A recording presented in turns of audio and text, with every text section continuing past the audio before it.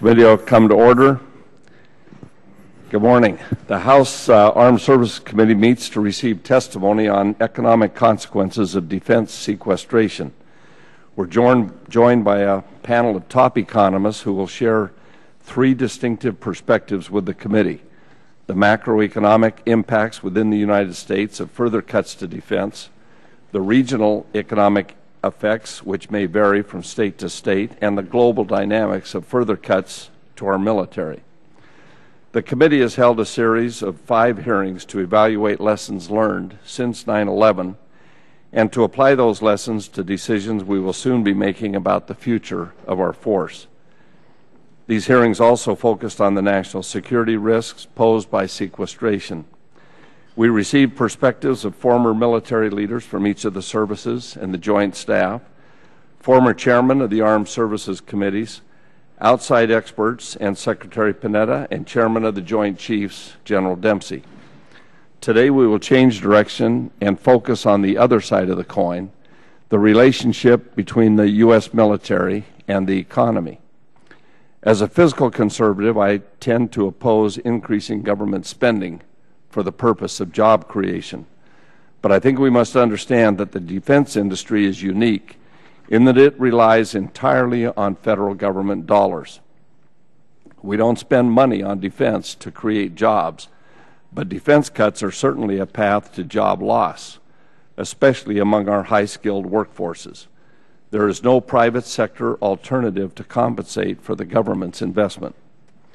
Secretary of Defense Panetta has said that cuts on the scale of sequestration will result in a 1% hike to unemployment and 1.5 million jobs lost.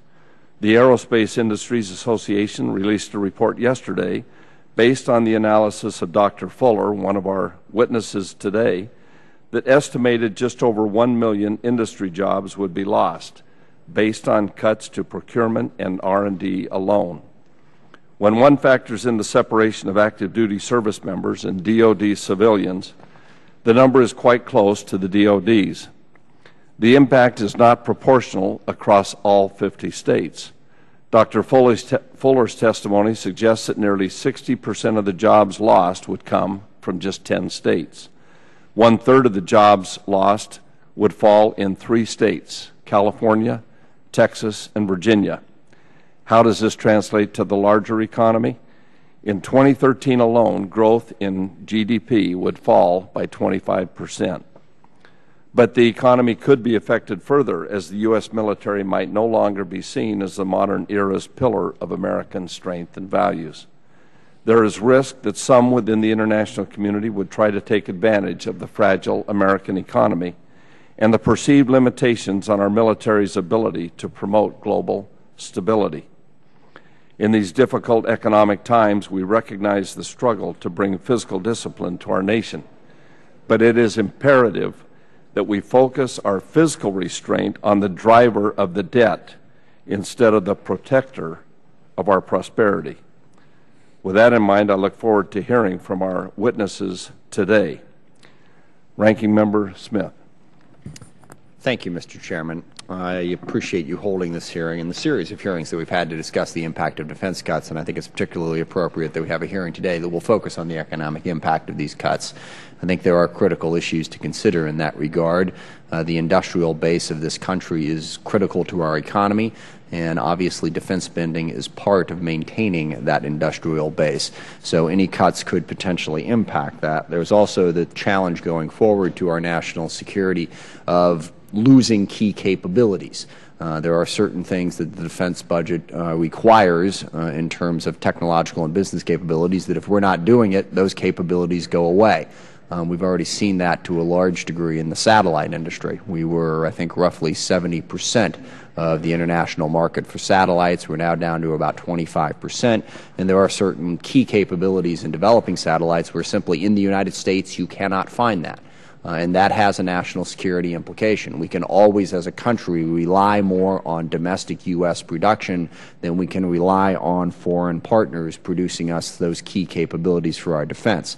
So I think those are key issues. I also believe that the innovation that is generated from much of the manufacturing that comes as a result of our defense industrial base has impacts on the broader commercial economy. I certainly see that in my own district.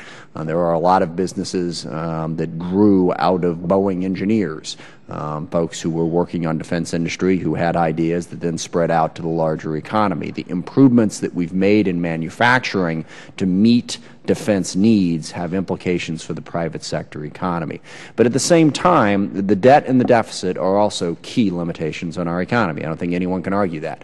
The size of our debt now and the size of our deficit and its projections out into the future are a definite threat to our economic health, and we've seen that. Investors are nervous about investing in our economy, unsure how we're going to handle our debt and deficit problems going forward, and we need to be mindful of that. And we need to be mindful of the fact that defense is 20% of the overall budget.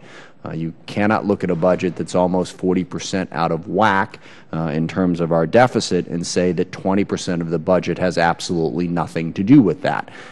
It does. You also have to look at other parts of the budget that are important to our economy. Infrastructure is the one that leaps to mind. Education, workforce development. These are all things that are also key to our economic development, and devastating cuts in those areas, I believe, would have just as big an impact to our economy as devastating cuts in our defense budget. So we have to be aware of that. Personally, as this committee knows, I believe that increasing the amount of revenue that we have available is critical to this effort. If you are concerned about the size of the impacts to defense cuts, then you have to be prepared to make sure that there's enough money available to make sure that you don't do that. So I believe that balance needs to be struck. I also believe that it is a very, very difficult balance to strike. Let's face it, we're in a deep hole. None of these options are palatable. These are things that none of us would like to have to do. But when you're running a deficit of nearly 40% of what you spend, you have to face some very difficult choices. So I hope that the gentleman before us will analyze those choices. Honestly, look at the budget deficit that we're in and not simply look at one piece of it and say, well, we can't do that. Okay, well, if we can't do that, what do we do in order to deal both with our national security needs and with the deficit and debt challenges that threaten our economy as well? So I look forward to the testimony. Again, I thank the Chairman for holding this hearing, and I yield back. Thank you. Now, please let me welcome our witnesses this morning. We have Mr. Martin Feldstein from the George F. Baker Professor of Economics, Howard University, President Emeritus, the National Bureau of Economic Research. What did I say? Howard? That is different than Harvard, isn't it? Thank you. They both start with an H. And we have Dr. Stephen Fuller, Faculty Chair and University Professor, George Mason University, Director, Center for Regional Analysis at the School of Public Policy. Actually, all three of these gentlemen have very long bios of they're all very influential people. We're happy to have them here. Dr. Peter Morici, Professor of International Business, the Robert H. Smith School of Business, University of Maryland, Director of Economics at the United States International Trade Commission. Welcome, gentlemen. We're happy that you have found the time to be with us today, and we look forward to your testimonies. We'll begin with Dr. Feldstein. Well, thank you very much, Mr. Chairman. I'm very pleased to be here. I've been testifying to congressional committees for more than 30 years, but this is the first time I've had the opportunity to appear before this very important committee, so I welcome it very much. I have a longer statement that I'd like to submit for the record while reading just parts of that to the committee. Without objection, all three of your written testimonies will be included in the record, and you can speak as you desire. Thank you. In your invitation, you asked me to comment on the effect that reductions in defense outlays will have on total economic activity, that is, on the GDP of the United States. I'm happy to do that, but I want to comment first on the larger subject of the national security consequences of reductions in defense spending. And then I'd be also happy, in response to questions, to deal with some of the broader issues that Mr. Smith raised in his opening remarks. In considering the appropriate size of the defense budget, it's of course important to recognize the immediate threats to the United States and to our allies from Iran, from North Korea, from the rogue states, and from various terrorist groups, along with the current and growing challenge in cyberspace. But defense spending today must relate to the more distant risk from China's future military policy. Since China has more than 4 times the U.S. population, China's total GDP will equal that of the United States when its per capita income reaches only 1/4 of the U.S. level.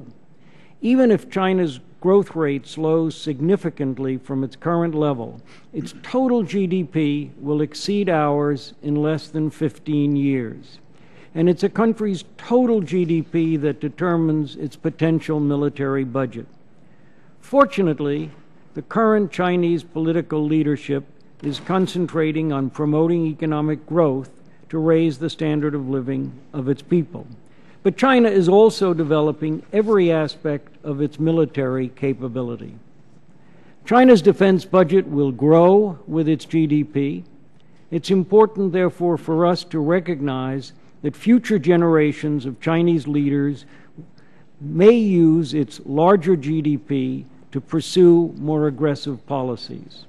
America's defense policy and our defense budget should therefore focus on these future generations of Chinese leaders and should recognize the virtual certainty of China's growing economic power. China's future military spending and its weapons development will depend on China's perception of what the United States is doing now and what we will do in the future. The United States, I believe, should maintain a military capability such that no future generation of Chinese leaders will consider a military challenge to the United States or consider using military force to intimidate the United States or our allies. China is a resource-poor country, so it is now buying oil in the ground around the world and land in Africa to feed its people.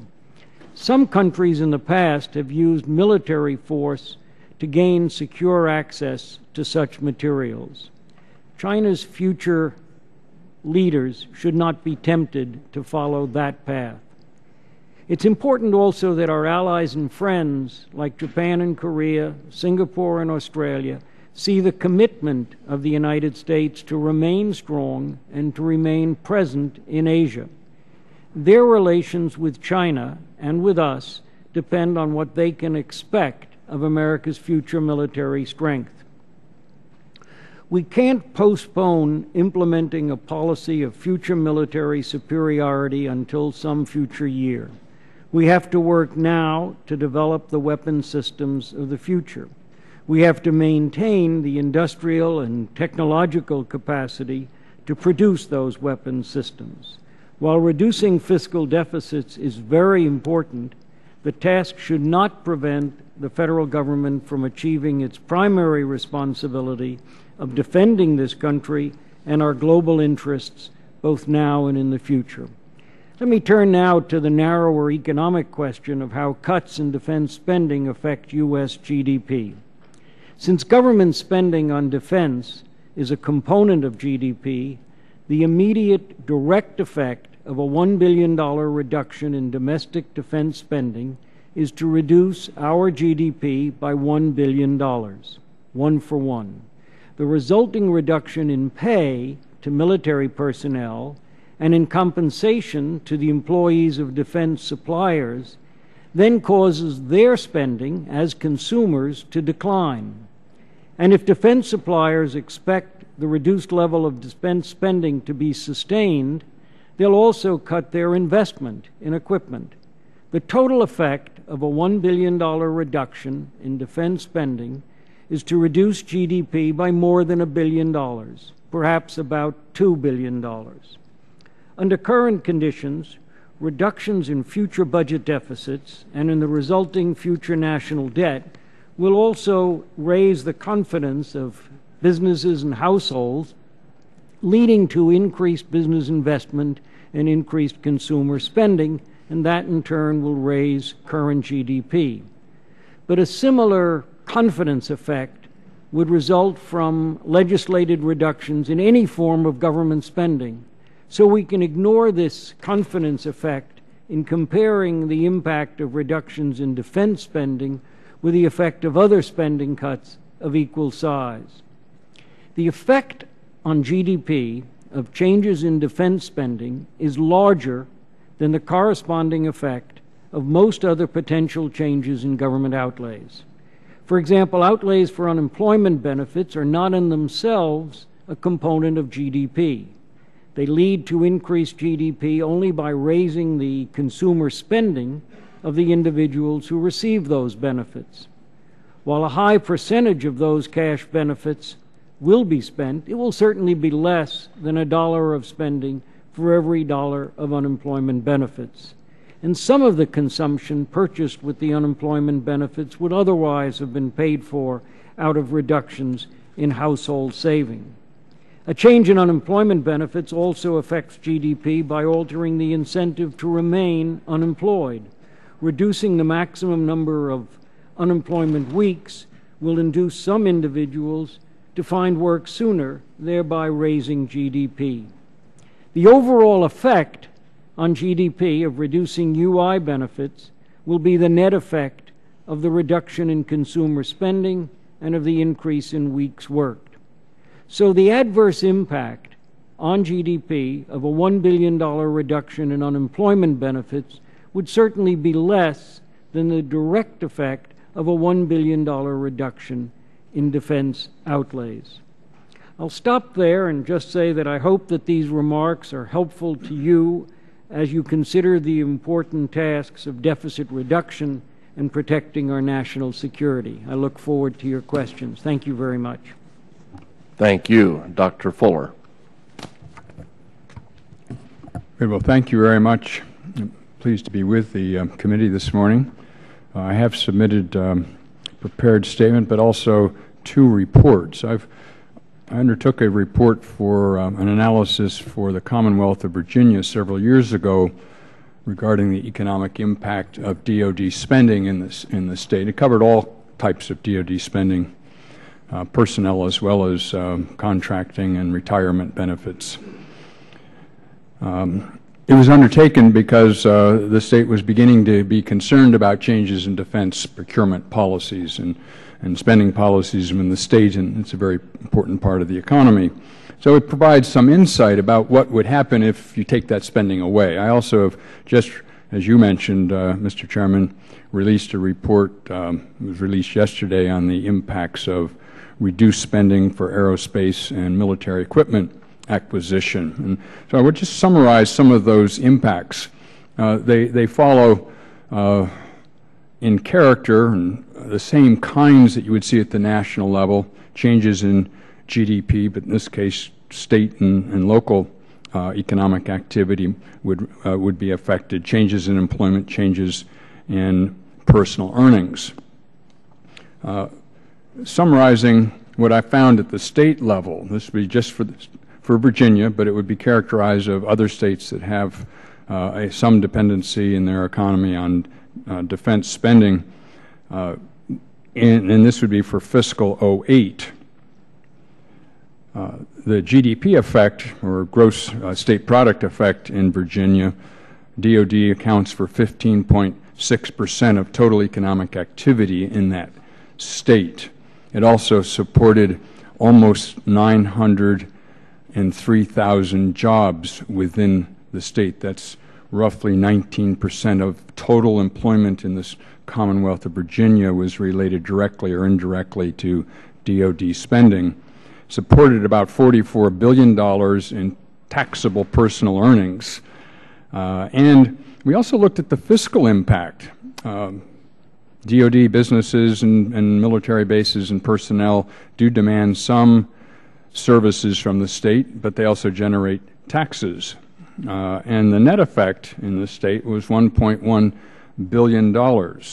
So as we look at the Commonwealth of Virginia, even just several years back, but it certainly hasn't changed dramatically, maybe become even more important as the rest of the economy has contracted over the recession. DoD clearly is a very important source of economic activity, personal earnings, jobs, and fiscal benefits. If in the absence of that spending, the state's economy would have been 15.6% smaller. It would have had almost 19% fewer jobs, and it would have faced a budget gap of $1.1 billion in fiscal '08.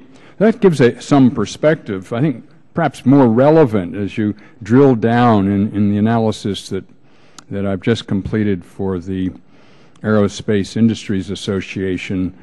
I was asked to examine the impact of reduced spending in fiscal 13 for the acquisition of aerospace and military equipment, just a segment of the DoD budget. The number that I examined includes some reductions that have already been approved and some that could possibly evolve, totaling $45.01 billion. The effect of this, as this rolls through the economy, starts with a decrease in sales of about $164 billion. So for every $1 decrease in the purchase of military equipment by DoD, it would generate an additional $2.64 in sales losses in other businesses. I'll explain that a little bit further.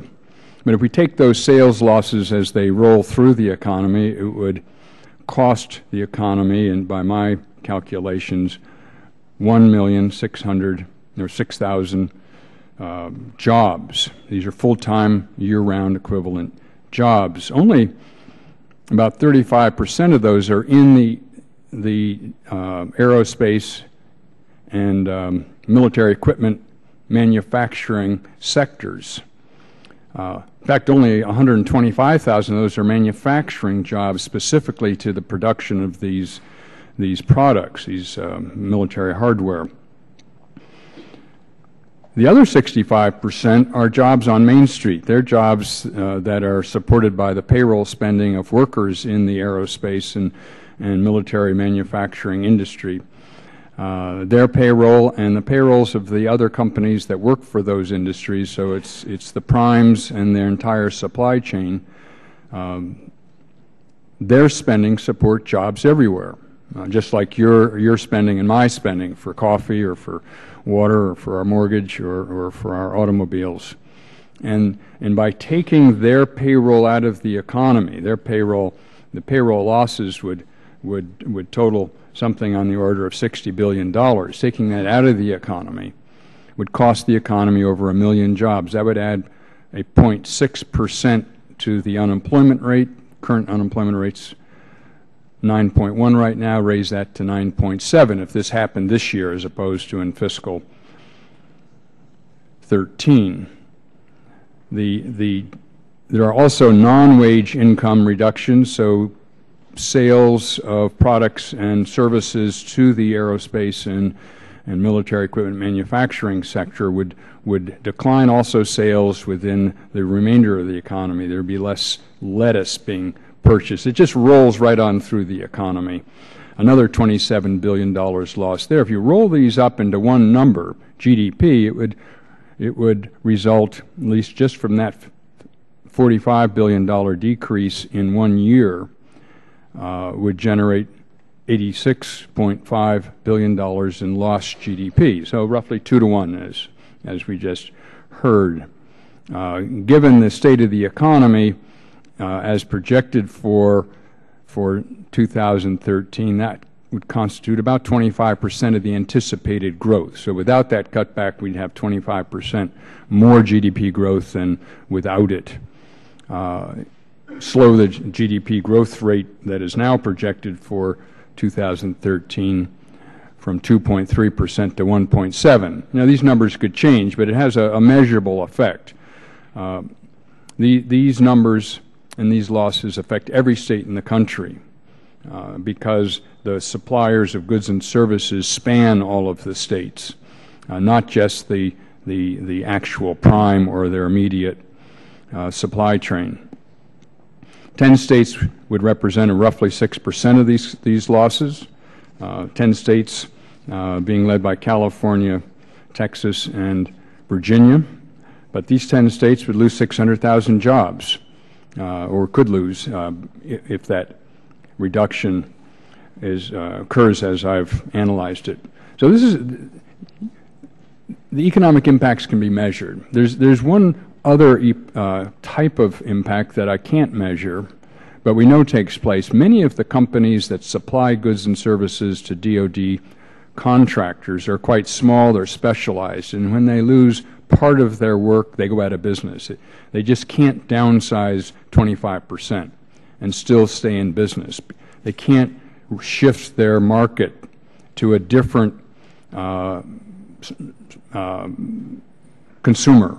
Their base is quite narrow, and so the impact on business failure is just one of those kinds of corollary effects that we know happens. We've seen it around military bases that have closed or changed or downsized, sort of the BRAC effects. We see it here in D.C. on Georgia Avenue, where businesses lost some of their consumer market, and they've just had to close down because they couldn't stay in business at that scale of work. So there are some collateral effects, I think, that need to be considered. I've run over my time. I'm glad to answer questions. Thank you. Thank you. Dr. Morici. Well, thank you, sir. Like Professor Feldstein, I've been coming up here for... Is it working? Yeah. Like Professor Feldstein, I've been coming up here for several decades, but this is the first time that I've been to this committee, and I'm honored to have this opportunity to speak to you. The United States faces, after the wars in Iraq and Afghanistan are concluded, much broader security challenges than it faced a decade ago. And the most significant of these is, the whole issue of cyber defense and China. We now have on the global stage a country that does not share our values and institutions, that is much more capable of growing in ways that are attractive to other nations in the world. And we need to consider that in evaluating what kind of defense capabilities we will need going forward. It's important to recognize that after World War II, the United States gave the world a clear prescription for prosperity and peace, and that was free markets and democracy. And we were quite successful in constructing a system that defines globalization, the rules of the road, that strongly supports the notion of free markets.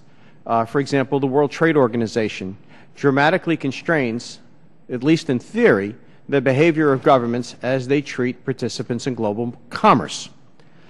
It constrains government policies, from tariffs to government procurement to conditions imposed on foreign investors to import and export.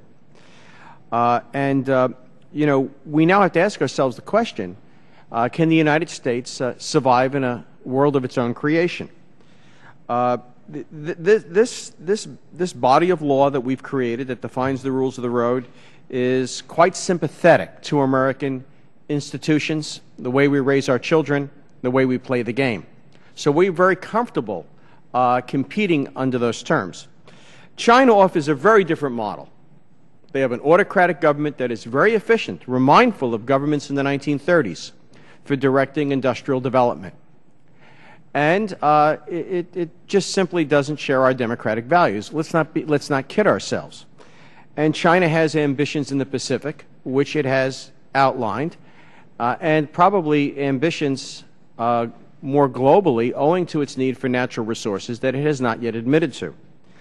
So it is very important to recognize the interplay between the security challenge and the economic challenge. China offers the world a different model for economic development, and if we don't meet the China challenge, both economically and from a security perspective, then we can expect the rules of the game to change, because more nations in the world will find what China does attractive. the WTO and other international institutions are a consensual system. That is, there's no overarching authority that says they have to abide by these rules. They can change them as they go along. And frankly, China has said someday China will make the rules. Those rules will be very different in a world where more countries, think that China's model of economic development is attractive and effective. China has effectively exploited the system that we have created. There's been much testimony in many committees to that effect. It is a subject of national debate. For example, China's exchange rate policy and so forth. The failure of the United States to address that forthrightly and with substantive actions has two important consequences. One is that it reduces our credibility with nations around the world. We are increasingly violated. Whether it's exchange rates or rare earth minerals, the United States is violated. And it's not one administration or another. This has been an ongoing process for many years. But also, it increases China's influence, and it makes it easier for China to project power in the future and to project its values. Now, certainly, it's important to recognize the reason we are having these discussions today is because we don't have enough money. And one of the reasons we don't have enough money is we simply haven't been growing. Each successive recovery for many years now has not been as strong as the previous one. And over time, we have developed a very large trade deficit. Economists will tell you that one of the reasons we can't get out of this funk is because we've got this big trade deficit. Well, the trade deficit really adds up to just two forces. The big deficit with China, which is the result of its unanswered mercantilist policies, and the deficit we have on oil, which we have imposed on ourselves. If we had chosen to address these problems, we simply wouldn't be in the funk we're in.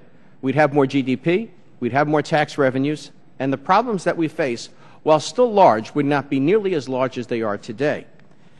There are a lot of myths about the budget problem and about the defense challenge from China, which I think bears some attention.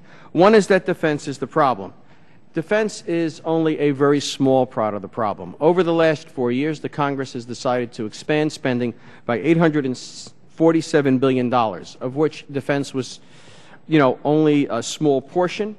And of that $847 billion, only $62 billion was needed to account for inflation, according to the budget deflators published by the President in his annual budget report. So clearly we are spending a lot more money. 11% of it was for defense. The rest of it's other purposes. Why, I don't know. Their myth persists that somehow or other there's going to be a big peace dividend. I know that the Congress has allocated monies for the wars, and that is not part of this discussion. But apparently, one of the ways we have paid for the wars is by not paying attention to the aging of our force structure, the quality of our fighters, their age, their bombers, things of this nature. You're all familiar with those things, the size of our fleet. We simply have less capability other than ground troops, and the capability is much older, and it needs to be modernized. I ask you, how can we ask sons to fly the planes their fathers flew? That is going on today. How well would we fight a war against a cyber attack with 15-year-old computers? But yet we're going to defend our country with 25-year-old jet planes. I find it preposterous. The myths persist that China will not be able to challenge the United States anytime soon in terms of the size of its defense spending, because at current exchange rates, that only comes to, about 17% of the U.S. budget. But China's currency is dramatically undervalued. If we use purchasing power exchange rates, then its defense spending is 27%. At the pace at which it's grown over the last couple of years, and given the projections that we have for the base budget without sequestration, China could easily be at about 60% of our spending in 10 years. Now, 60% is still less, but it doesn't have to maintain a fleet in the Mediterranean. It doesn't have to maintain a fleet in the North Atlantic. It's not watching the Persian Gulf. It doesn't have troops stationed in Korea. All it has to worry about is securing the resources that it needs and projecting power in the Pacific, which is its stated goal. It's going to be very difficult for the United States at current spending levels to match China. If they can devote all of their 60% to those purposes, and we're so spread out, our needs are growing, and it's silly to think that there is some sort of peace dividend out there that's going to permit us to spend significantly less. Another problem that we have is this perception that American technology is so superior that we can rely on that somehow or other we're going to think our way out of this problem. I don't see that happening, simply because the pace at which industry is moving from the United States to China and becoming much more sophisticated there. I mean, Boeing is operating there, General Electric is operating there. They are becoming participants in the Chinese economy in two very troubling ways. And I don't mean to single out those two companies. They're just nice examples. And that is, they are becoming clients of Chinese mercantilism. So whenever we talk about doing something about it, there's an army of lobbyists up here. I don't know why China has a legation in this town. Caterpillar does a perfectly good job for them when it comes to the currency. Likewise, they want to participate in the Chinese economy. They want to prosper. So it serves their interest to help the Chinese develop their technology. And, you know, there's limits to the extent to which we can avoid technology transfer of a vital national security nature. The Chinese will be able to develop it on their own quite soon. Look at my engineering school, or the engineering school at any university in the country. Look who goes to school there. The Chinese will have the resources they need to do this. If we permit Chinese mercantilism to go unchallenged, and we permit the projection of Chinese power in the Pacific to dwarf American naval and other capabilities, then what choices will countries like Malaysia, Indonesia, the Philippines, and India have to make about the economic development models they choose? And what will that mean for the character of consensual institutions like the World Trade Organization? Remember, that organization will evolve over time and the rules will change. The United States will be isolated, or more isolated, especially when you consider the state of our allies in Europe and their economic condition. It'll be more, the world as we know it is a very comfortable world for U.S. commerce, and that will change. So my message, I agree with all these numbers. Basically, if you cut defense spending by $1 billion, you're going to get a multiplier effect of 1.5 to 2. $100,000 per job, it's very easy to figure out how many jobs you're going to lose. But more fundamentally, we are going to live in a world that is more hostile to our economic and democratic values. It's going to be more difficult for us to succeed economically in that climate. We're just not attuned to it. So unless we defend these values now, we'll live in a world that's just not suitable to American success. And that's not a world I choose for my grandchildren to live in. Thank you very much. After the last election, Congress received a clear message. The primary concern of the American public is the economy. Americans want their government to get spending under control, reduce the federal deficit, and adopt policies to stimulate job growth, particularly in the private sector. We got that message. But we can't ignore the fact that while cuts to the military might reduce federal spending, they harm national security and they definitely don't lead to job growth. You've outlined a variety of economic consequences of further defense cuts, yet this is something we seldom hear about in the news. It's kind of been left up to our committee to explain these facts to other members of Congress and to the members of the public. At least two estimates, Secretary Panetta's and Dr. Fuller's, put job losses at over $1 million should sequestration occur.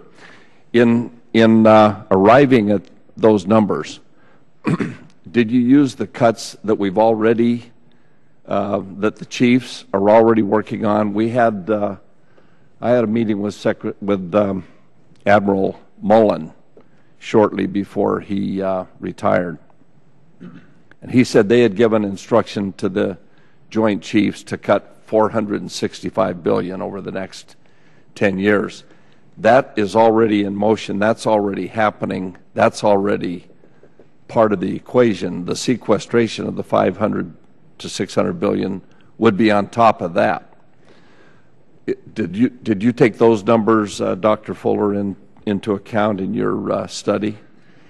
My analysis included the first tranche of that for fiscal year 2013 that were specified in the Budget Control Act.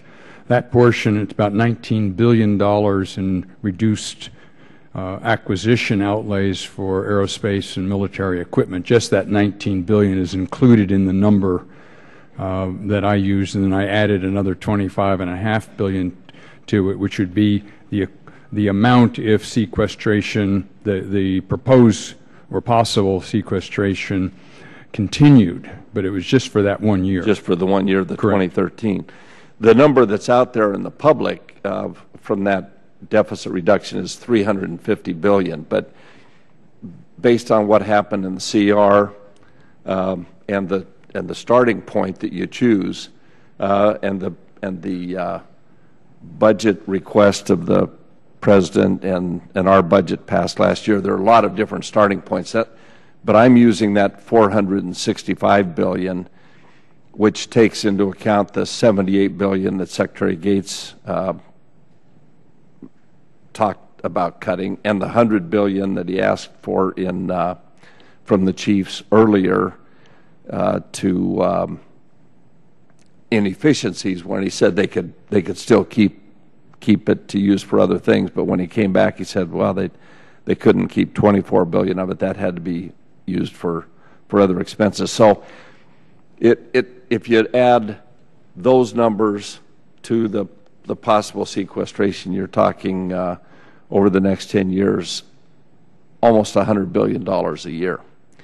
So it's a big number, and I appreciate your comments on that, and it seems like you've addressed those in how it's going to affect our job loss, how it's going to affect our economy, and then how it will affect us in our defense posture and our economic posture going forward throughout the world. I recently visited with the ambassadors from Vietnam and Singapore, and they were very concerned.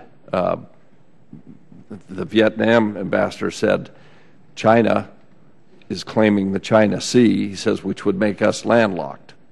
And that would tie in with what you talked about, Dr. Morici, about the China Sea in that area. Yes? Well, we'll consider this. If China can project several hundred miles into the Pacific, Japan is within its sphere of influence, and it's the third largest economy in the world. We're supposed to guarantee Japan's security. And Taiwan and other countries in the area. The thing about it is, what I hate to think about is Japan's industrial establishment. Consider the situation we're in right now because of the threat of another recession in Korea. Korea's shipbuilding industry is extraordinarily important to that economy, and it is facing, because of the slowdown in global commerce, a very short order book going forward. It's got to figure out what to do with those shipyards.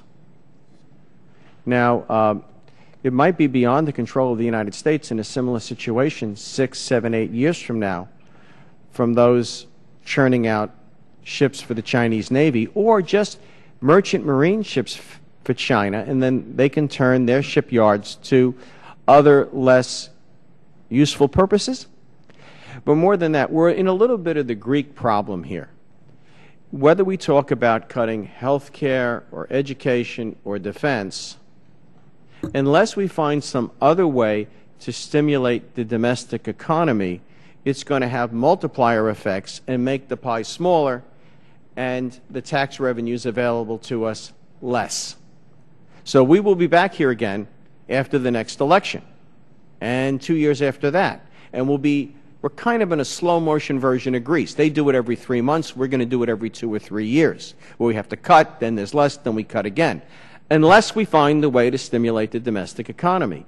The only way out of this box is to deal with the largest drain on domestic demand, and that's the trade deficit with China and the deficit on oil. There was a time when we had to have the deficit we have on oil. We no longer have to have that. and it will not be resolved by whiz-bang electric trains from nowhere to no place in Illinois or by electric cars. It will be resolved by developing the oil and gas we have, because those other technologies are only going to come online so quickly. Now, we can either develop them or not, but we get no environmental benefit. But with regard to China, there's the whole issue of, if we do not address the currency problem, we are making, and its other mercantilist activities, we're making our defense problem impossible, because we simply won't be able to afford to deal with it. Thank you very much.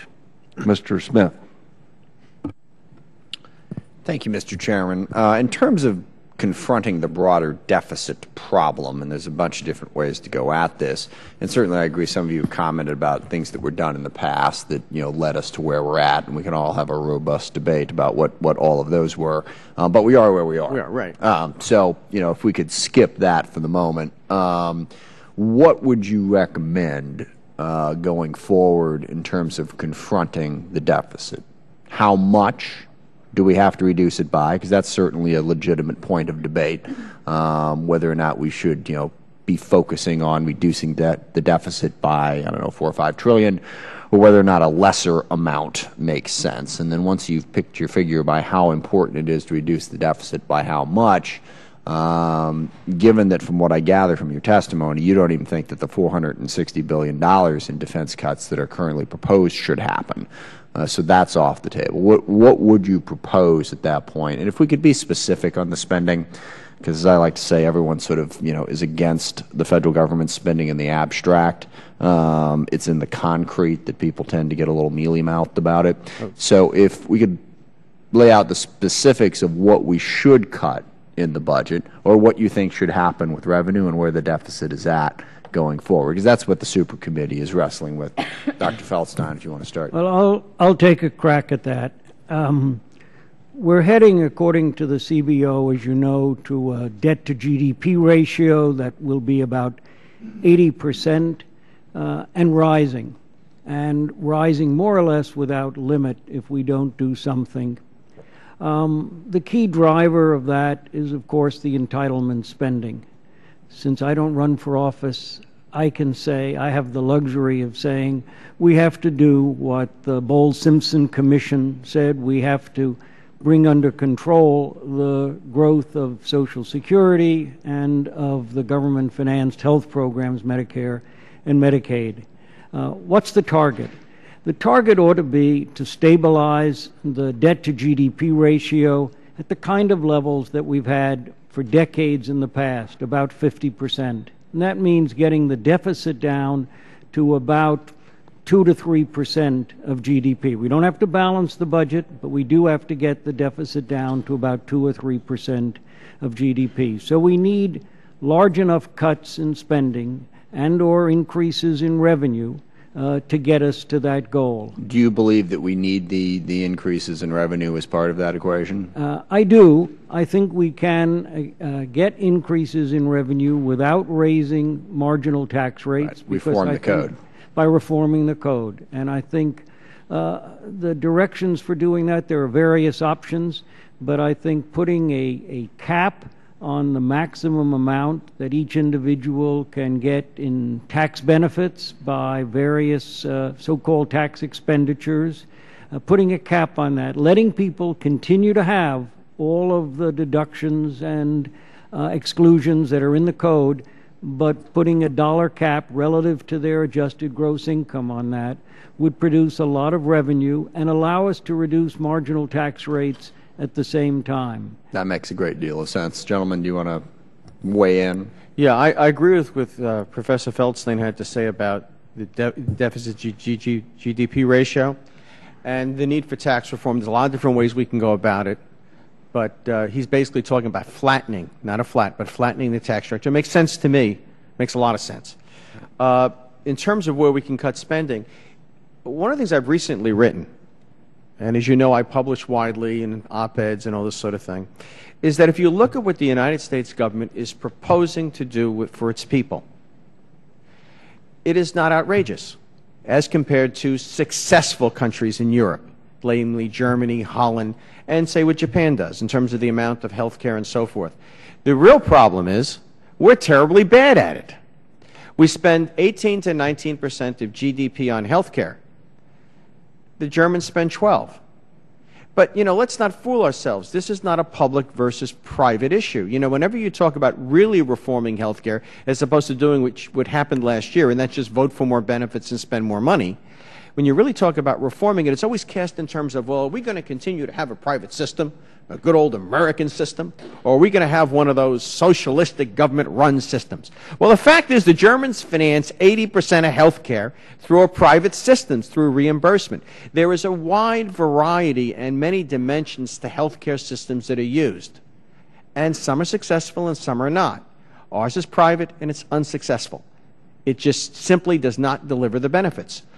If we started to look seriously at, for example, how the Germans manage the pricing process for drugs and patenting, we could save a lot of money on drugs. They spend $400 a year. We spend $800 a year. They're healthier than us. Something's wrong. They also don't have commercials of ladies jogging to sell Boniva and guys running to the bathroom. They don't spend all that money. We do. And that is silly. But we need to start looking at that. And we need to stop fooling ourselves among conservatives, and I am a conservative, that somehow that we can do this without government intervention, because we simply don't have a private system when we have 55% of it funded by the government. It is setting prices. Likewise, let me not say that hospitals should be put on a diet without saying that universities should be put on a diet. If we look at how we educate people today, the amount of time that it takes to produce a doctor or a PhD, it's silly. The Europeans just do it better. Also, if we look at the amount of research that's going on in American universities and what it generates. Yeah. I mean, things of that nature. We could spend a lot less on education, but you're going to have to make people who are constituents of members of Congress on both sides unhappy. Absolutely. I want to let some other colleagues get in here. I would like to have a further conversation with you about China at some point, and what our realistic options are for confronting their rise, because they're going to rise. We want to get it on a better set of rules. Right. All right. I yield back. Thank you. Thank you, Mr. Bartlett. Thank you. If every afternoon when we left here, we broke all the windows, which were then replaced overnight in preparation for the next day's work, this could create a lot of jobs for those who provide the energy to turn the sand into glass, for those who haul the glass here, for those who installed it, and then all those secondary industries, the dry cleaners, the grocery store, and so forth. Would this have a long-term positive economic benefit? I could think of better ways of spending your money than smacking windows and replacing them. If you improved your roads, you wouldn't be destroying something in the process to replace it. That's like saying, let's knock down the George Washington Bridge and rebuild it to create jobs. Why not repair all the broken bridges and make the traffic movement better? Your answer indicates then that there is a fundamental economic difference between jobs in the sectors of our society which consume wealth and the sectors of our society which create wealth. I don't think I said that, sir. I said there's a difference between destroying something to create a job and improving something that's broken. Okay. We could also create a lot of jobs if we simply had people dig ditches and then fill them up again. Same principle. Or haul stones from site A to Same site principle. B. Yes, sir? Same principle. Okay. I think your answer is implying that you believe that there is a fundamental difference between jobs that in the sectors of our society that consume wealth and those that create wealth. From a purely economic perspective, I think if we ignore the fact that we have got to have a military and it's going to be too small, I think, with these cuts, if we totally ignore that and we just look at jobs, aren't jobs in our military in the sector that consumes wealth? All jobs consume wealth. All jobs consume resources. We have judges. Judges consume wealth, but they provide a framework for commerce, contract law. A safe world provides highways for commerce, places for boats to go unimpeded, and The projection of American power for the last 75 years has been responsible from democracy almost being extinct in 1939 to prospering in the world and for the spread of market institutions, which has created great wealth. That has a certain overhead. So it's called the Foreign Service is the same thing, sir. We could say the same thing about diplomats. Yeah, I don't know where we're going with this. You're making the point that we may continue on this committee that national security is enormously important, that a military adequate is enormously important. But today I thought we were talking simply about economic effects. Well, the point is that if you denigrate the economic system so it is hostile to American economic institutions, the United States will not be able to compete competitively, and our GDP will be decidedly smaller 25 years from now than it would be in a more favorable environment. I have no argument with what you're saying. Okay. I thought today we were simply talking about economic Well, the effects. economic effects of cutting... And I must confess that although I'm not an economist, I am concerned that about every 12 hours we have another $1 billion trade deficit. That's more than $1 million a minute trade deficit. You know, if you could increase our economic growth by simply increasing the activity in a service-based economy, then if we all took in each other's laundry for $100 a load and cut each other's hair for $100 a haircut, we would have an enormously increased economy, would we not? Well, no, eventually you'd run out of money because you have to import oil to generate the electricity to run the restaurant. So you're making my point that unless you have people in that sector that is creating wealth, I share your concern about to forever spend wealth. Exactly, and I share your concern about the trade deficit. That's why I say that we cannot afford the defense that we need unless we resolve that problem, because the economy will grow too slowly. If we could cut the trade deficit in half using the same multipliers, if we could cut it in half, we could increase U.S. GDP by a very sizable amount and create about 5 million jobs over the next several years. It would have a preponderant effect on unemployment, and the economy would grow much more rapidly. But that requires addressing China and having a favorable set of rules in the global economy. And if we don't, disaster awaits us. Exactly. I think it's in the last paragraph of what I submitted, and I was trying not to be too emotive, but basically I say that if we do not move in the direction that we need to move in, America will become an isolated and dramatically weakened, marginalized. It will resemble Italy or China, charming and quaint, Italy or Greece, charming and quaint, but hardly able to independently sustain its standard of living or ensure its own security, or worse, bankrupt and at China's doorstep for a bailout. We are on the path to becoming Greece. Greece did the very same thing. It borrowed from foreigners to sustain its standard of living. Right now, we're borrowing from foreigners to finance our military and our health care. Thank you. Thank you. Ms. Sanchez. Thank you, Mr. Chairman. And thank you, gentlemen, for being before us today, although this has got to be one of the strangest hearings that I have had to endure on this committee, to tell you the truth. I always look at sitting on this committee as something from a strategic standpoint. I mean, we have to look forward into the future and try to figure out with our military experts what the world will look like and what we need to address issues that may come up. And we've been working on that for the last 15 years that I've been on this committee. We've not only done that type of planning, but we've done things like transformation, where we decided we would get out of Germany, a lot of our troops out of Germany, and bring them back home.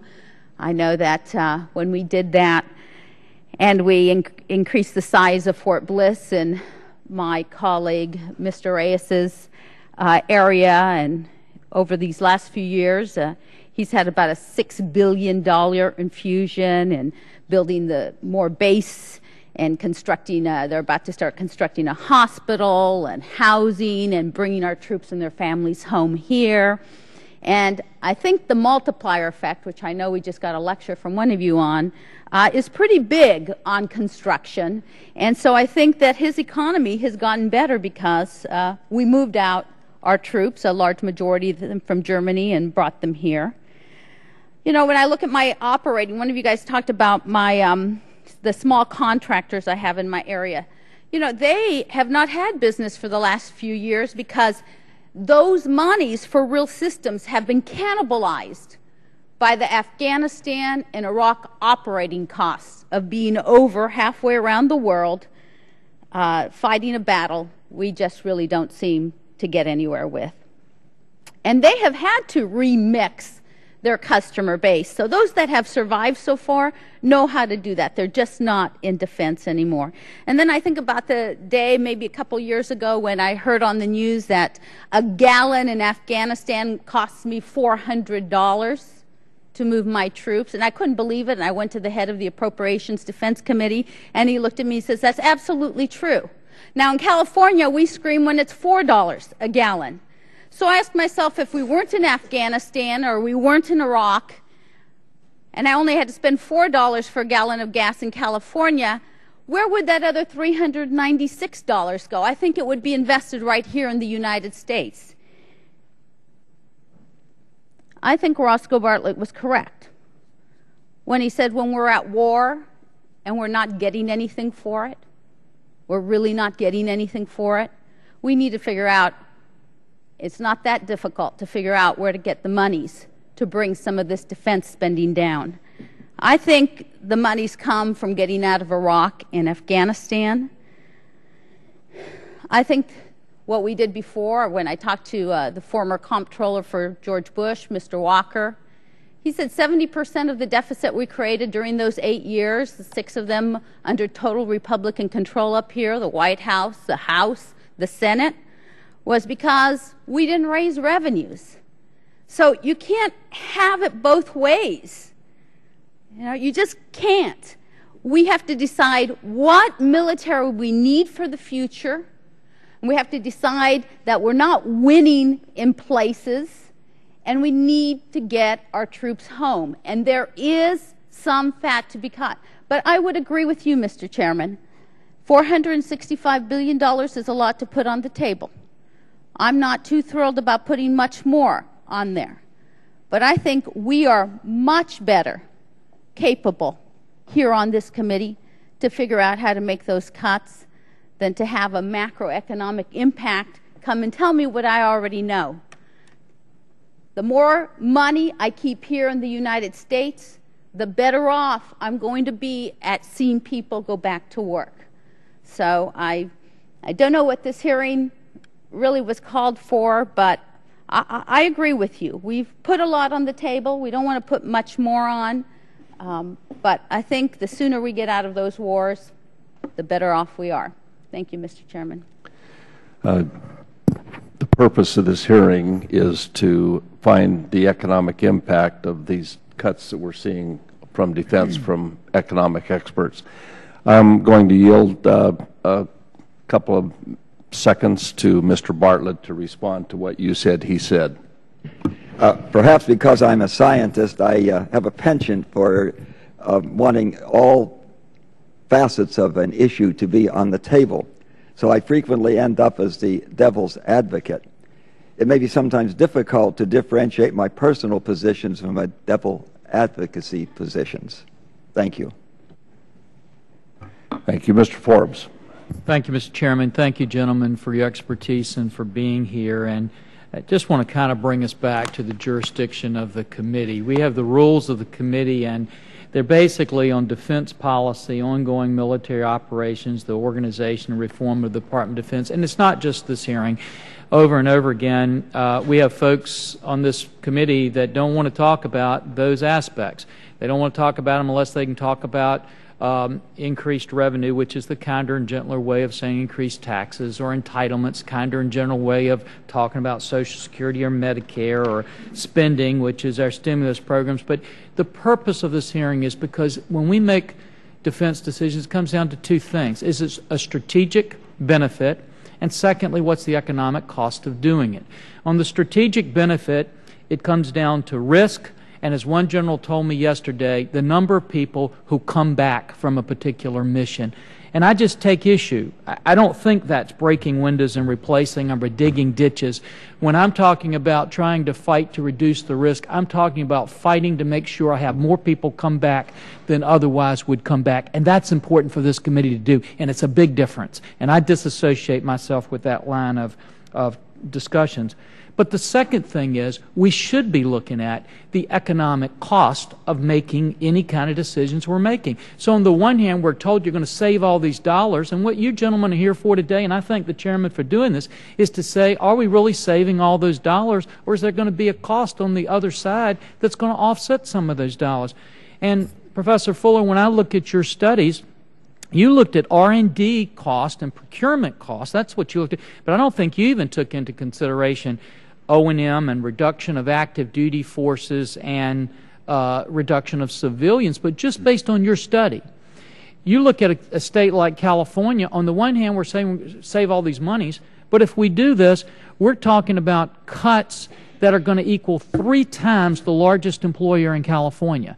When you look at Virginia, it's 6 times the largest employer in Virginia. Texas, it's over 1 time the largest employer in Texas. Florida, larger than the largest employer in Florida. In Massachusetts, over 2 times the largest employer in Massachusetts. In Maryland, the largest employer in Maryland, gone.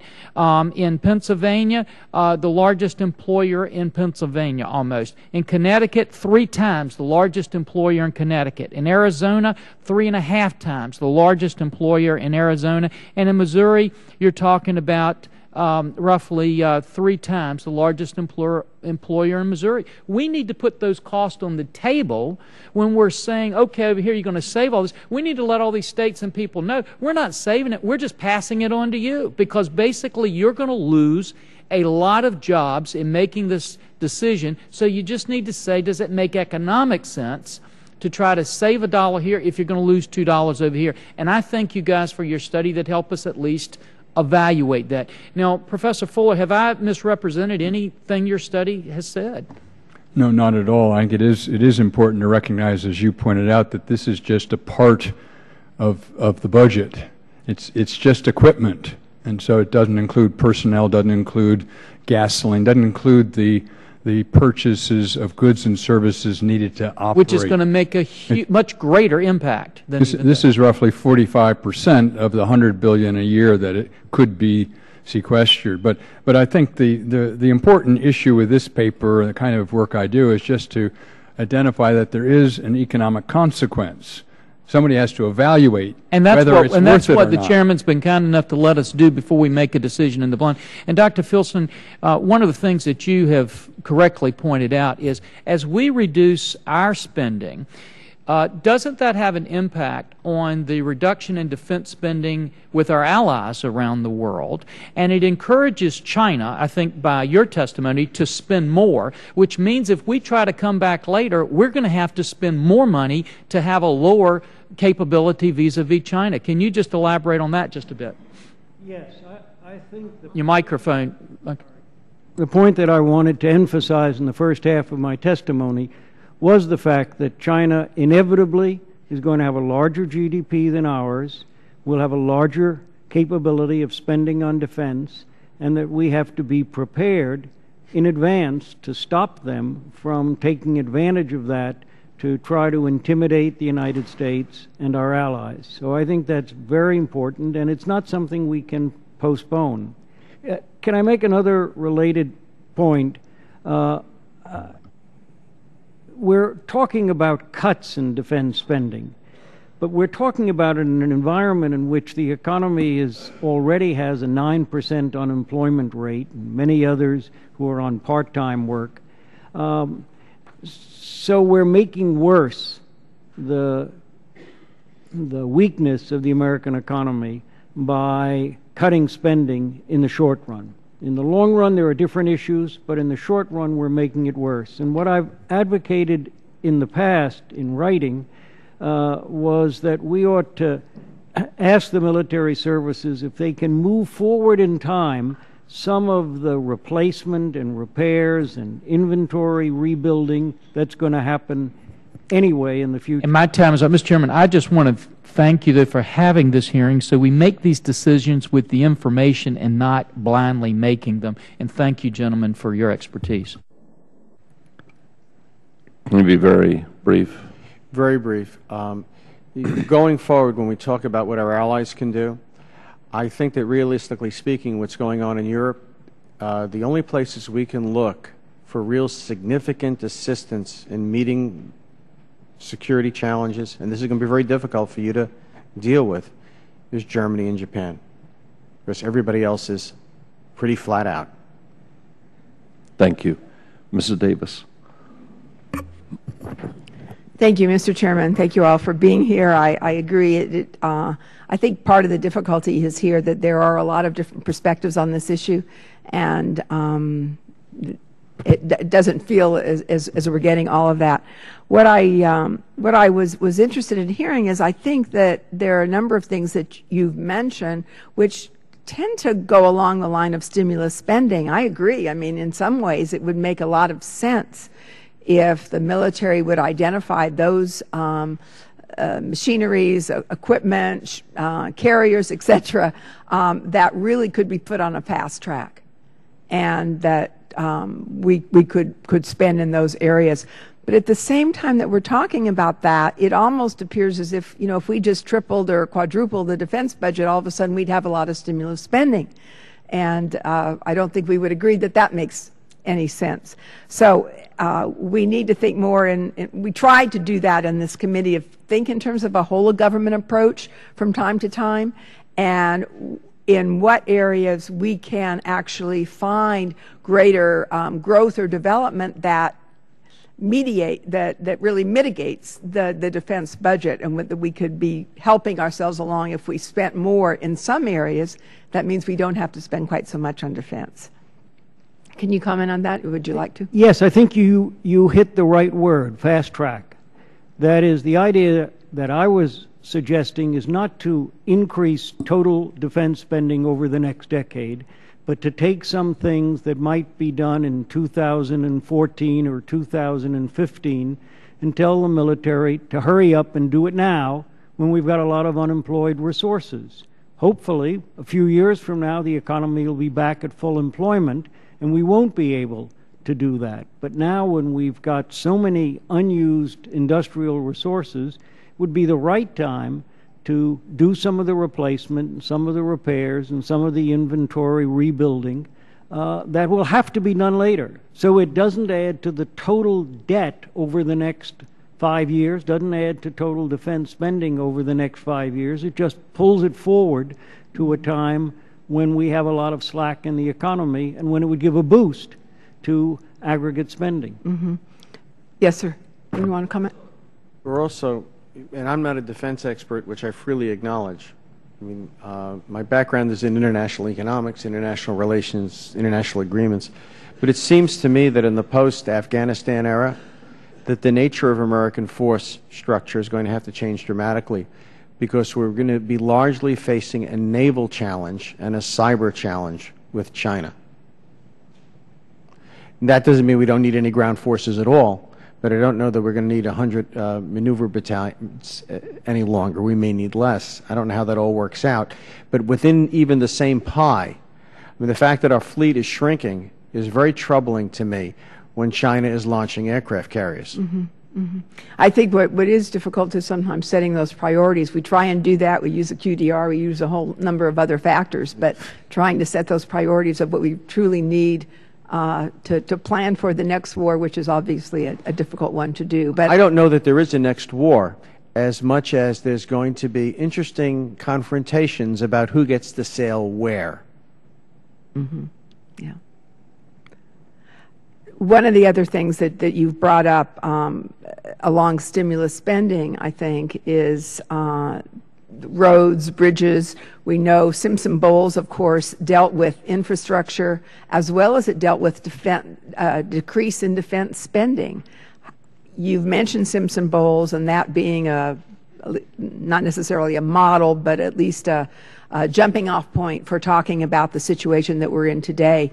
Do you feel that they went overboard when it came to defense spending within their recommendations? I do.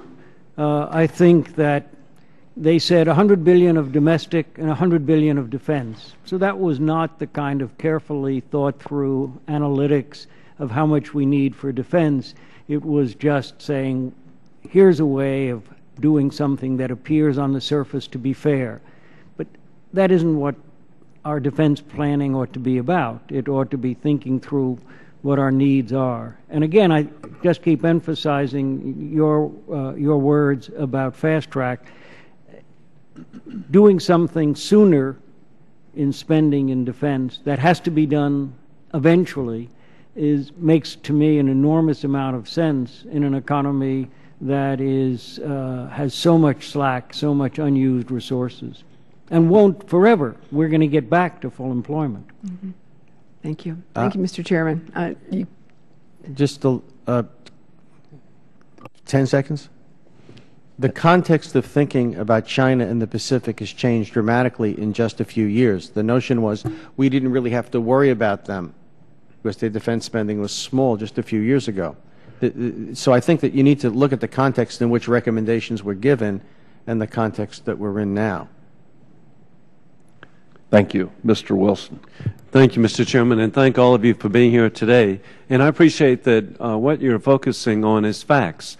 And I want to commend one of our colleagues, Congressman Randy Forbes, has produced a memorandum that I hope the American people have the opportunity to see. It's Strong Defense, Strong America. And Dr. Morici, it hits right on point about Army brigades. Since 1990, they've decreased from 76 to 45. Navy ships from 546 to 288. Bombers from 360 to 154. There's been an extraordinary reduction in our capability, and the American people need to know this. This is at forbes.house.gov/strongamerica. And in dealing with facts, Dr. Morici, in your statement that you provided, there were some startling facts I believe the American people need to know. And that is in 2007, there were 2 wars. We had the tax cuts in place. The deficit was $161 billion. But in 2011, the deficit was $1.3 trillion. And you further explained there was an $847 billion increase. But people need to know that the increase of the defense budget was 11% of the $847 billion. These facts, really, the American people are not aware. Then we get to a myth, and I'd like for you to explain this myth. You say that there's a belief the United States spends too much money on defense, and winding down the wars in Iraq and Afghanistan will create a peace dividend. And you indicate that's a myth. Can you explain that to us? We have been through this before. We went through it with Vietnam. You did appropriate monies over and above your base of about, what is it, 573, 575 billion to fight the wars. And if you look at defense spending, it's 7-something, not 5-something, and that's the war budget. However, you know, those extra appropriations were monies that could have been spent in other ways. And one of the things that's happened over the last several years, as you have pointed out, is our ability to project power has shrunk. We have fewer planes, fewer boats, things of that nature, but also that things have gotten old. And we're going to have to make sizable investments as we reconfigure what we have to address the challenges we will have that are different. But we're going to do an awful lot of modernization. I simply don't think you would like to be operating with 15 or 20-year-old computers. I don't know why we should be flying 25 and 30-year-old fighters. They do get old after a while. Additionally, you indicate that it's very important that we stimulate the domestic economy. Well, we're all quite interested in that. And I appreciate that you raised the issue of domestic energy production. I would also like to point out, last week I was in Alberta, Canada, that every dollar spent by the United States, and Canada is our leading importer of oil to us, every dollar, 90% or 90 cents is spent back in the United States, including in the district buying tires, Michelin. So it's positive. Can you explain again about stimulating the domestic economy? There's a little bit of difference between financing energy development in Alberta and funding it in Nigeria. Okay? But essentially, if we could free up domestic oil and gas development. That will provide the same kind of stimulus as road construction, but it would be private money. It wouldn't increase the deficit. It would reduce it because it would generate tax revenues. It's the same stuff. It's steel, it's cement, it's all the good stuff that people like, when they do those things. Likewise, if we did something substantive about the trade deficit, it would create manufacturing jobs, it would create tax revenues, and it would reduce the deficit. There are things that we could do to stimulate the private sector right now, and that would not cost you any money, and they would have the same kind of effect as stimulus spending and make your life easier. And more jobs in Alberta, more jobs in America. Mr. Feldstein, the multiplier effect for military spending. Can you explain the difference between military spending as opposed to other public spending? Military spending is a direct component of GDP. So every dollar that is spent on military procurement or military salaries is another dollar of GDP directly. In contrast, if you spend money on, say, transfers to state and local governments, that's not immediately or directly a component of GDP, so it doesn't add to GDP directly, only when those states and localities spend that money. Now, if they spend every dollar of the transfer, well, then it would be like defense. But typically, they will use some of that money to replace money that would be funded out of rainy day funds or by raising taxes, and so you get less than a dollar to start the process. And so that's why defense spending has a bigger multiplier, has a bigger impact on GDP than spending on other things. Thank you all very much. Thank you. Mr. Johnson. Thank you. Defense spending has a bigger multiplier than spending, say, on grants to state and local governments with the specific purpose to retain the employment of teachers and police officers, firefighters, and other public service workers. If every dollar that gets transferred to a state is used for that purpose, then it's the same as defense. Yeah. And if they would have paid out of other revenues. Yeah, and I understand that. You're assuming that the money would be spent for purposes other than what the federal grant or the federal allocation to the state would require.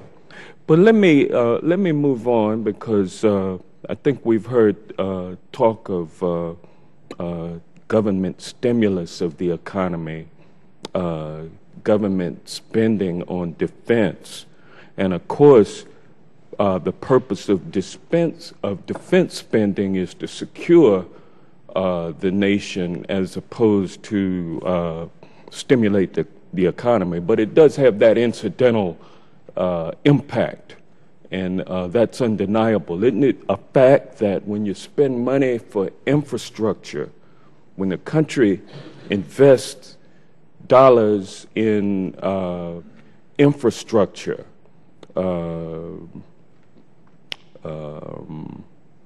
roads, schools, and the like, broadband extension, those things create jobs as well. Is that correct? Absolutely, yes. And so it has the same impact. Domestic spending for infrastructure has the same impact as defense spending. Well, I'd like to disagree a little bit. Hold on, I'll let you all come in. But what we're talking about here basically is a philosophy of government spending. If you're going to spend on defense and it has a purpose of, or it has an incidental effect there's of a difference, sir. Stimulating the economy. No, there's a difference. No. It's not a philosophical difference. It's a technical difference. I've got the mic. Okay. And I'm entitled to my view of things, and I'm entitled to ask questions based on those views. You may disagree, and I think that there is room for disagreement. We just simply need to, in this Congress, have more of a will to discuss the issues instead of just say no. You know, I don't think there's anybody who wants to just say no to defense spending. We can't ride around in 30 and 40-year-old planes and operating on DOS operating systems on our computers with 20-year-old hardware. No, we can't do that. We have to have we have to continue to invest in our military.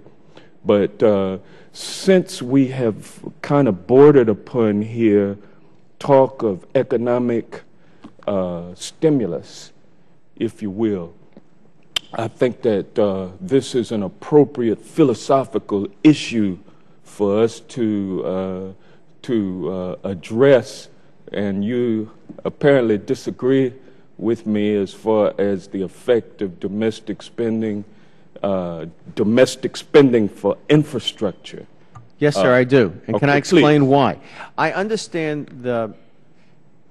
there is a genuine philosophical difference in this room, in this Congress, in this country between the desirability or the positive systemic effects of defense spending versus the positive systemic effects of education spending or to keep firefighters on the job and so forth. I acknowledge that. However, there are technical differences that are not ideological or philosophical in nature. When you spend $1 of government money on widgets, let's keep this neutral. If the widget manufacturer gets all of his materials in the United States and employs entirely U.S. labor, it will have a higher multiplier effect than if the widget manufacturer uses imported steel. And there is a difference in that defense spending tends to have a greater domestic content than does a construction project. We use a lot of imported materials in construction.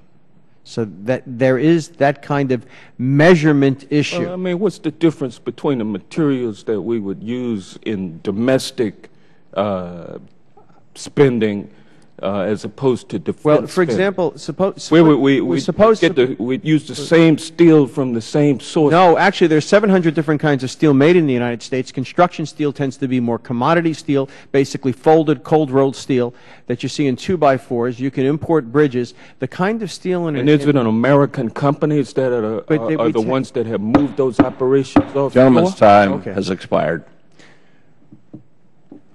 Thank you, Mr. Chairman. Mr. Scott. Thank you, Mr. Chairman. And Dr. Fuller, I represent the 8th District in Georgia, specifically Robins Air Force Base is the largest industrial complex in Georgia, and a lot of good men and women working there, taking care of the warfighter. Where would Georgia fall on that list of job losses in the top 10? Are we in the top 10? It is not in the top 10. But in this case, these top 10 are just in the manufacturing of production of aerospace and equipment, so it didn't include personnel. Okay. And that would change that list if we were talking about military personnel or civilian contracting by DoD. If you have those numbers, I'd like to see those numbers. First of all, I voted against the sequestration and the potential for it, and I think maybe the point that I would like to again make is that when we spend money through the Department of Defense and we're purchasing equipment, that by definition creates manufacturing jobs, doesn't it? Oh, enormous job impact. I mean, that's one of the differences with this kind of spending than some of the other kinds we've been talking about, that the employment multipliers are higher because some of those employment multipliers are driven by payroll. Yes, sir. And that just spreads out across the economy, but the supply chain is very broad and very long in military equipment manufacturing. And so is it a fair statement to say that our challenge as America is that our GDP is not growing anywhere close to as fast as our competitors, both in industry and our potential military competitors in the future? Is it fair to say that that's our real problem right here and why we're having all of these discussions? Well, there's a short-run problem and a long-run problem. And in the short run, we're growing at about 2%, and that's not enough to begin to absorb all the excess unemployment. Yes, sir. So that's a serious problem.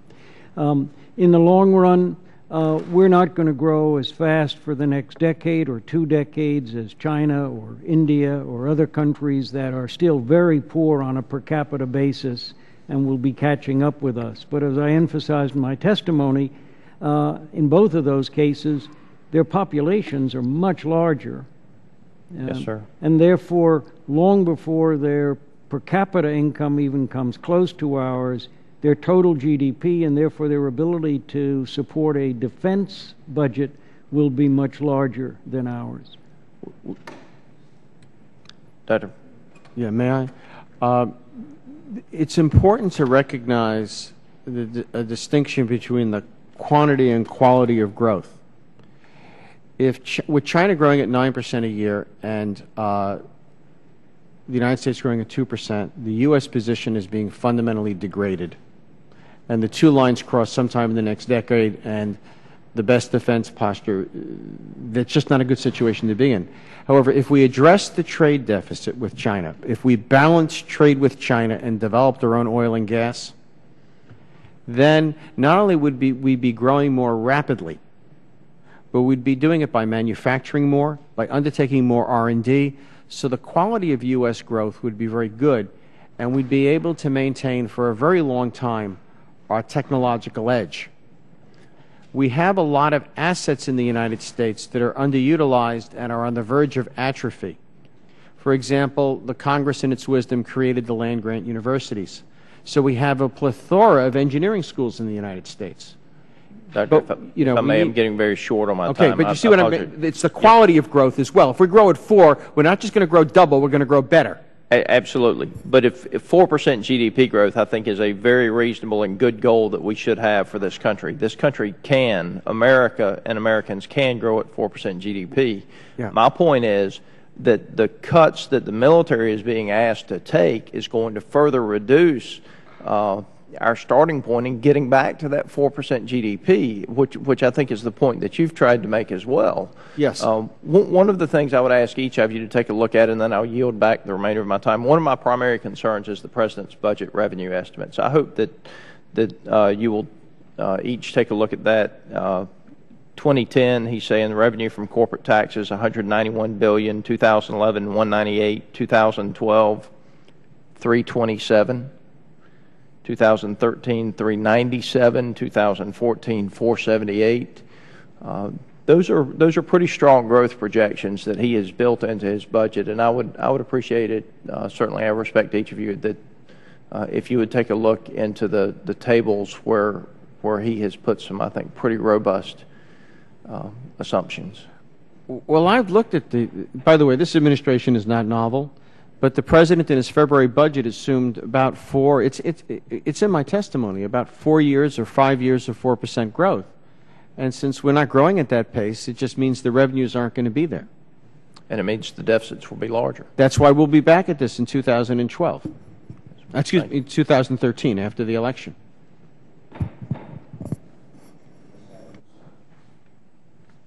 Thank you, Mr. Chairman. Thank you, professors. Dr. Fuller, beginning with you, I just have a clarification question.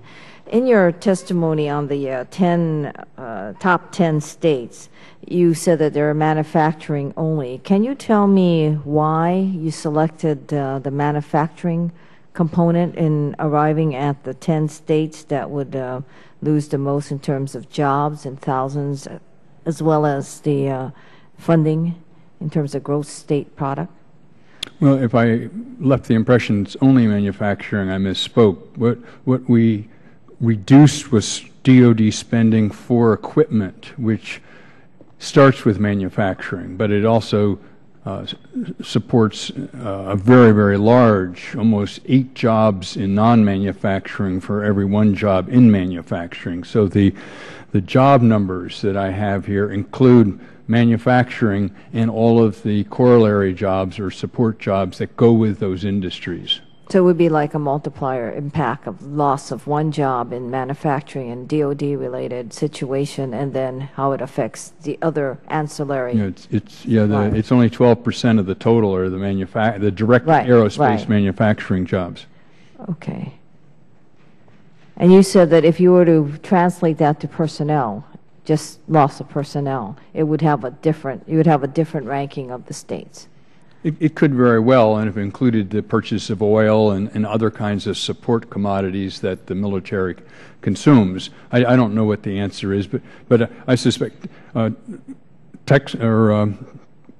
Virginia gets more DoD spending of all kinds on a per capita basis than Texas and California, but Texas was #1 last year in total. So there might be some rearrangement of the ordering in this.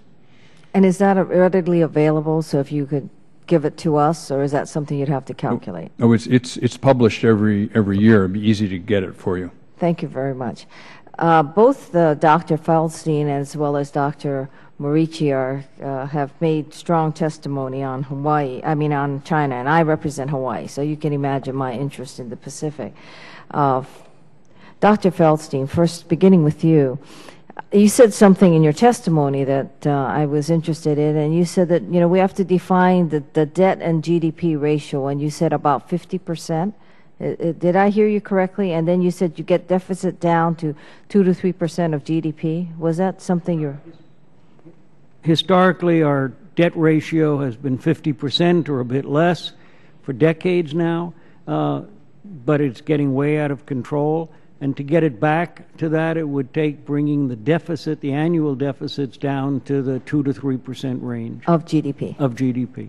So that I'm clear, for example, if we agree GDP is almost 14.7 trillion, somewhere around there, and the debt that you're speaking to that we would have to get it down to would be about 7 point whatever.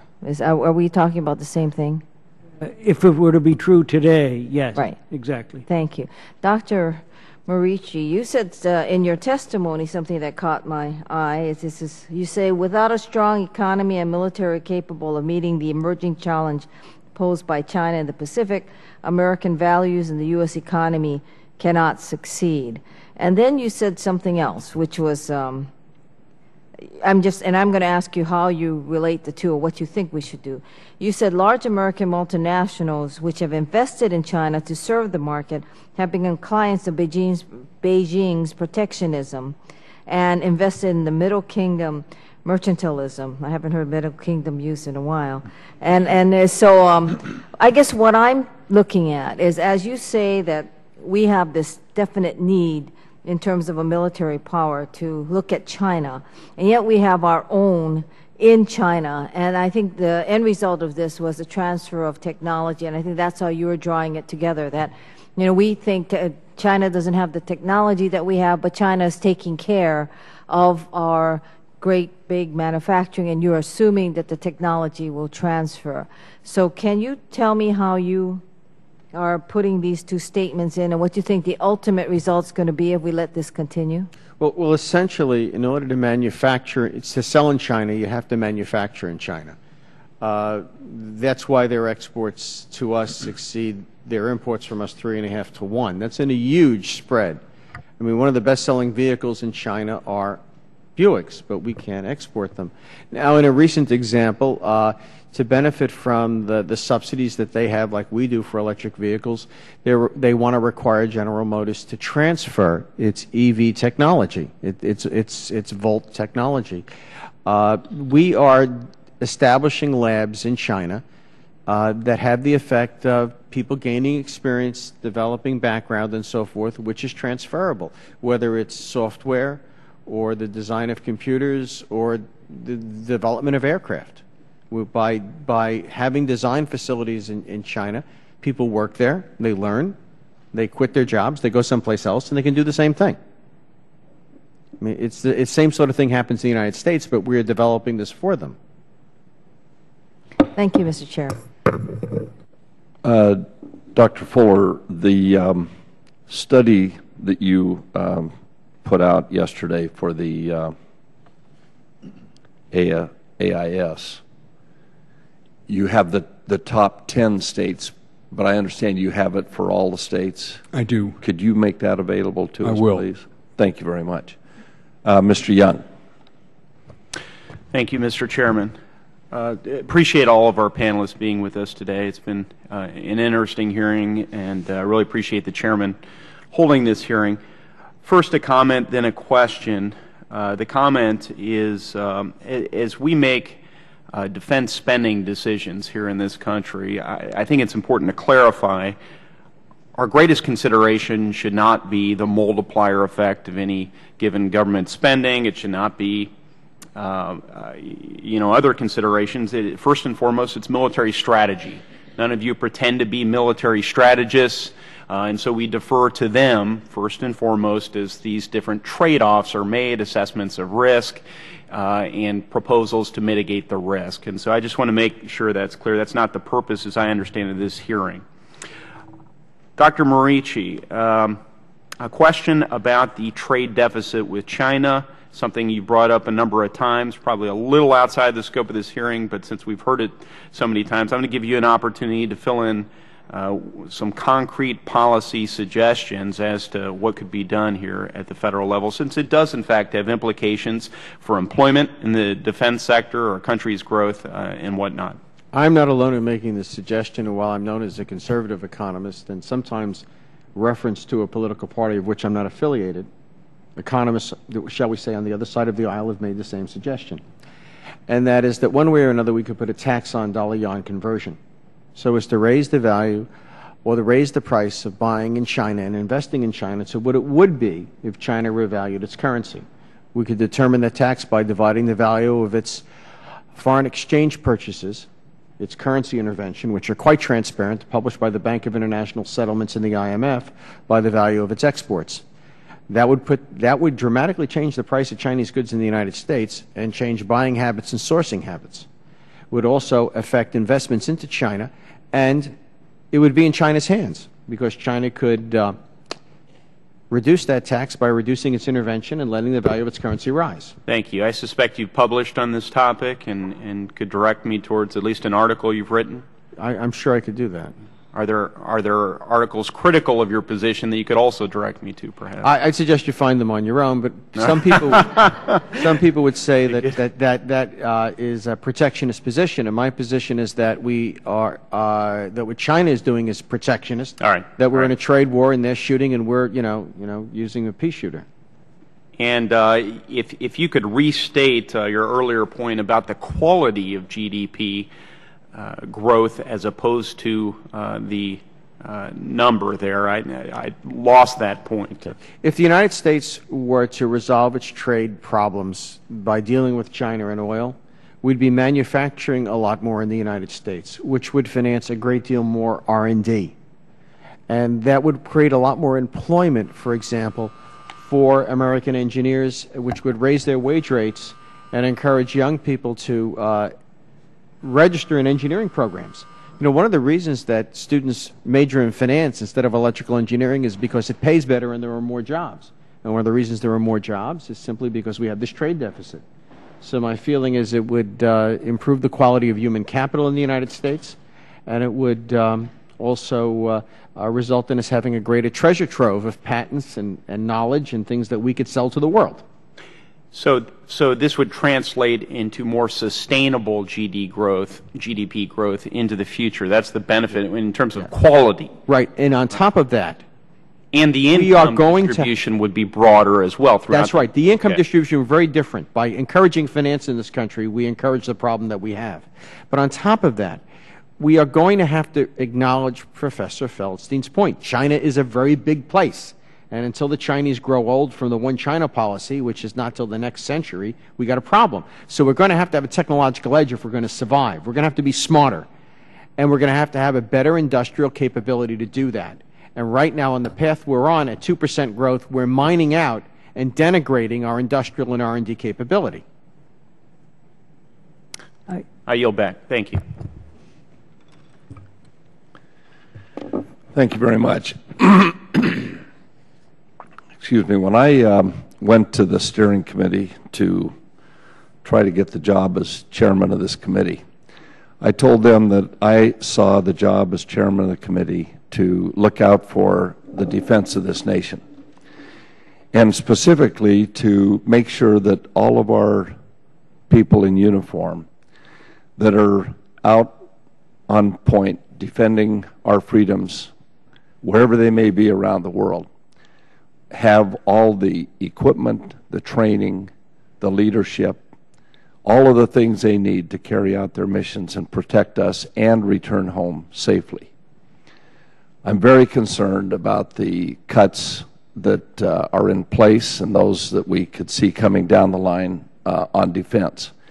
We've held 5 hearings now to hear from specific experts on military and former members of Congress who have chaired this committee to find out what their feeling was about the impacts of these defense cuts on our defense and on carrying out that mission with regard to those who defend us.